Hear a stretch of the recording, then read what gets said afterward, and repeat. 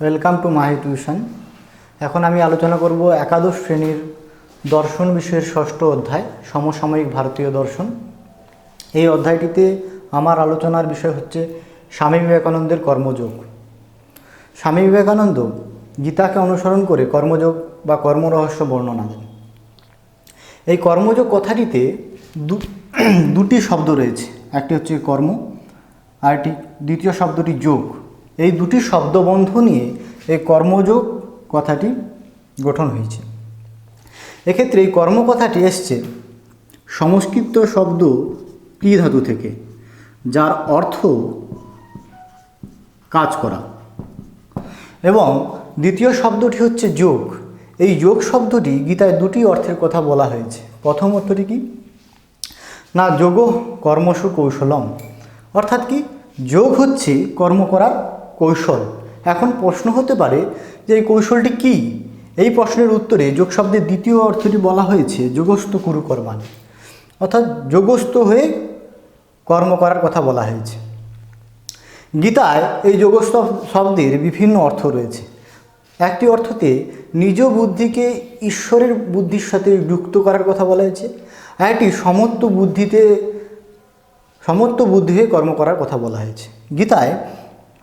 গীতার কর্মযোগে দুই প্রকার কর্মের কথা বলা হয়েছে, একটি সকাম কর্ম, একটা নিষ্কাম কর্ম। সকাম কর্ম কি না, যে কর্মে কামনা যুক্ত থাকে সেই কর্মটি হচ্ছে কি সকাম কর্ম।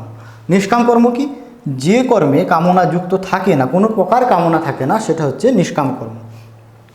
এই সকাম কর্ম কিন্তু ফলের আশায় কর্ম করা হয়, আর নিষ্কাম কর্ম কিন্তু কোনো প্রকার ফলের আশা সেখানে থাকে না। এই সকাম কর্মে বিশেষ উদ্দেশ্য চরিতার্থ করার জন্য কিন্তু সকাম কর্ম করা হয়, যেমন চাকরি পাওয়ার জন্য পড়াশুনো করা, এই ধরনের উদাহরণগুলি কিন্তু সকাম কর্ম বিশেষ কোনো উদ্দেশ্য চরিতার্থ করার জন্য করা হয়। আর নিষ্কাম কর্ম মোক্ষ ছাড়া আর কোনো বিশেষ কোনো উদ্দেশ্য কিন্তু চরিতার্থ এখানে থাকে না। এই সকাম কর্ম ফলাকাঙ্ক্ষা বা ফলের আশা থাকার জন্য এই সকাম কর্মের দ্বারা কিন্তু মোক্ষ লাভ কোনোভাবেই সম্ভব নয়। আর নিষ্কাম কর্মে ফলাকাঙ্ক্ষা না থাকায় কিন্তু মোক্ষ লাভের সহায়ক এই নিষ্কাম কর্ম।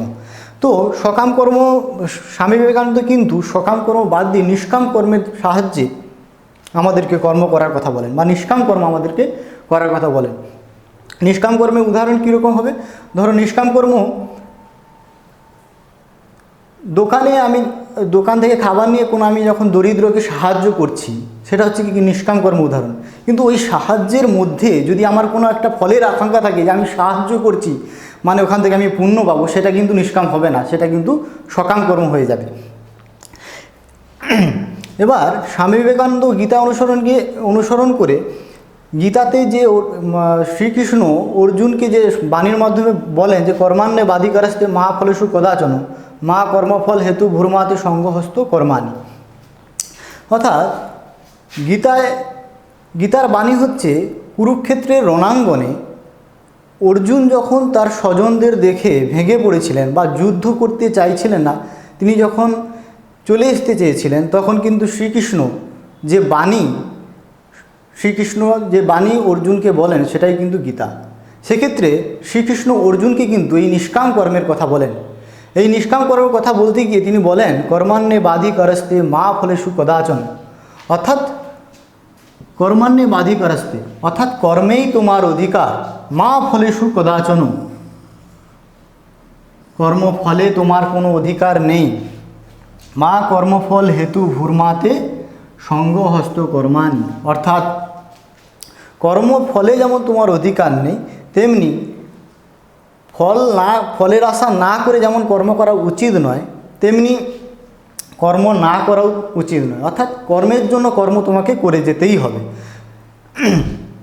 এইরূপ কর্মযোগের সার কথা, গীতাতে কর্মযোগের সার কথা বলা হয়েছে ফলাকাঙ্ক্ষা বর্জন করতে হবে, অর্থাৎ ফলের প্রতি কোনো আসক্তি না রেখে হর্ষ বিষাদকে তুল্য জ্ঞান করে কর্ম করে যেতে হবে।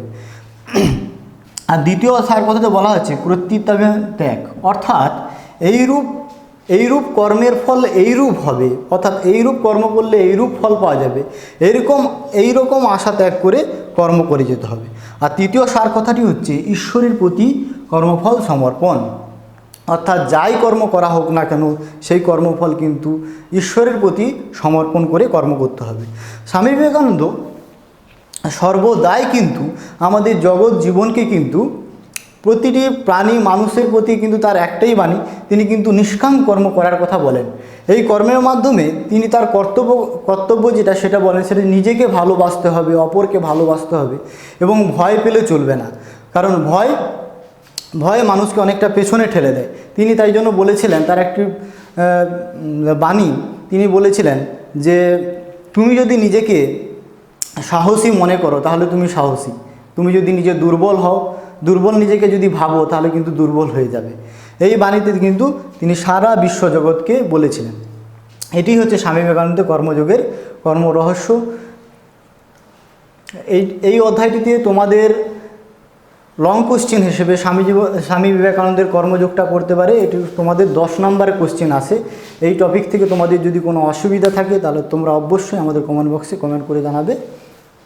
Thank you.